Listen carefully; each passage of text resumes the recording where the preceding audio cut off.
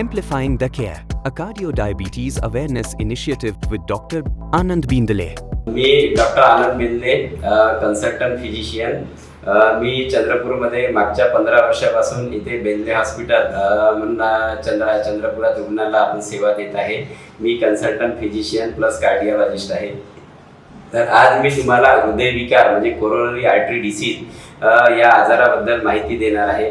हृदयविकार काय आहे? तर हृदयविकार म्हणजे प्रामुख्याने कोरोनरी आर्टरी डिसीज राहतो आणि ज्यामध्ये हृदयाला रक्तपुरवठा करणाऱ्या ज्या रक्तवाहिन्या राहतात हळूहळू अरुंद होत चालल्या, प्लाकमुळे अरुंद होत जातात. काळानुसार रक्तपुरवठा कमी होत जातो. जेव्हा हा प्लाक फुटतो तेव्हा रक्तवाहिनी पूर्णपणे बंद होऊन हृदयविकाराचा झटका येतो.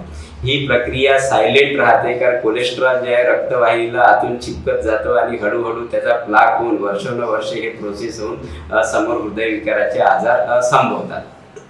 त्याचे रिस्क फॅक्टर्स काय? हृदयविकाराचे आजार होण्यामागे रिस्क फॅक्टर्स काय?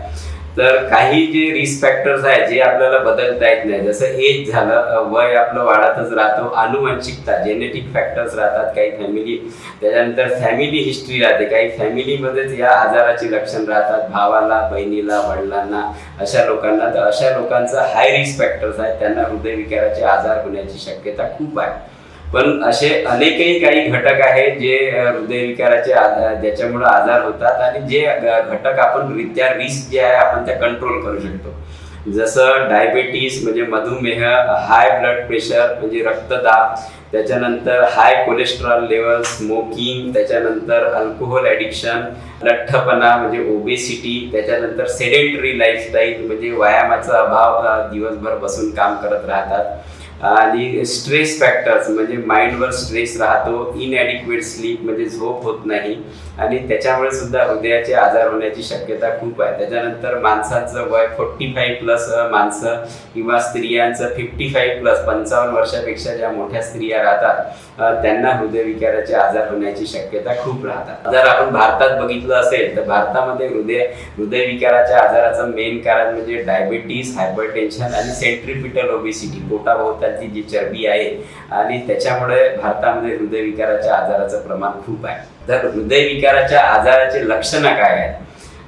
लोकांना वाटते की जोपर्यंत छातीत दुखत नाही तोपर्यंत आपल्याला हृदयविकार आहे आपण असं समजत नाही. तर सर्वांनी नेहमी असं समजू नये की तीव्र सिव्हिअर चेस्ट पेन म्हणजेच हार्ट अटॅक राहतो. काही जणांमध्ये लक्षणं वेगळे पण राहू शकतात. छातीमध्ये जळजळ वाटते, हेवीनेस वाटते छातीमध्ये, आणि ब्रेथलेसनेस ऑन एक्झर्शन म्हणजे काही थोडंही काम केल्यानंतर आपल्याला दम लागतो. त्याच्यानंतर थकवा, फटीग म्हणजे थकवा येत, थोडंही काम केलं की थकवा येत राहतो, काम केल्यानंतर लवकरच घाम फुटत राहते. त्याच्यानंतर हाताला, खांद्याला, जबड्यामध्ये कधी कधी दुखणं राहते. ॲसिडिटी लोकांचा कॉमन कंप्लेंट झाली, मला ॲसिडिटी झाली आहे, लोक डॉक्टर हॉस्पिटलमध्ये दाखवत नाही आणि मग ॲसिडिटीचं मग असं वाटते की लोकांना ॲसिडिटी आहे, पण ते अटॅकसारखी लक्षणं राहू शकतात. तर आपण हे रिस्क जे सिम्पटम्स आहे म्हणजे हृदयविकाराचं जे रिस्क फॅक्टर्स आणि सिम्पटम्स हे ओळखून आपण आपली जर काळजी जर घेतली तर आपण हृदयविकाराच्या आजारापासून दूर राहू शकतो. तर तपासणीचे महत्त्व काय? की आपण स्वतःचे रिस्क फॅक्टर्स ओळखायचे आहे आणि आपण त्या रिस्क फॅक्टर मॅनेजमेंट करून आपण कोरोनरी आर्टरी डिसीज अवॉइड करू शकतो. नियमित तपासणीमुळं हे जे रिस्क फॅक्टर्स राहते ते ओळखता येते. आपण वयानुसार रेग्युलर ब्लड टेस्ट करायला पाहिजे, ECG करायला पाहिजे, आपल्या कोलेस्ट्रॉलची लेवल, डायबिटीस आहे की नाही हे ओळखायला पाहिजे. अजून हार्टसाठी काही स्पेशल टेस्ट राहतात, जसं ट्रेडमिल टेस्ट झालं, स्ट्रेस टेस्ट झालं, CT कोरोनरी अँजिओग्राफी आहे किंवा कन्व्हेन्शनल अँजिओग्राफी आहे. ह्या गोष्टी ह्या टेस्ट करून आपण आपल्याला हृदयविकाराचा आजार आहे नाही आहे, काही रिस्क फॅक्टर्स आहे का आपण ते ओळखू शकतो.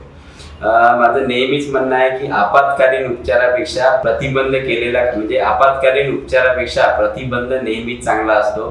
म्हणून आपल्या वयानुसार रेग्युलर टेस्ट करा, आपली हाय रिस्क ओळखा, आपले आजार ओळखा, त्यांची काळजी घ्या आणि आपण हृदयविकाराच्या आजारापासून दूर राहू शकतो. तर लाईफस्टाईल म्हणजे उपचार म्हणजे आपण जर चांगली लाईफस्टाईल जर ठेवली आपण तर आपण हृदयविकाराच्या आजारापासून आपण दूर राहू शकतो. तर लाईफस्टाईल म्हणजे काय आहे की रोज 30 मिनिटे शारीरिक व्यायाम केल्याने जे रक्तवाहिन्यांचं जे आरोग्य आहे ते सुधारते.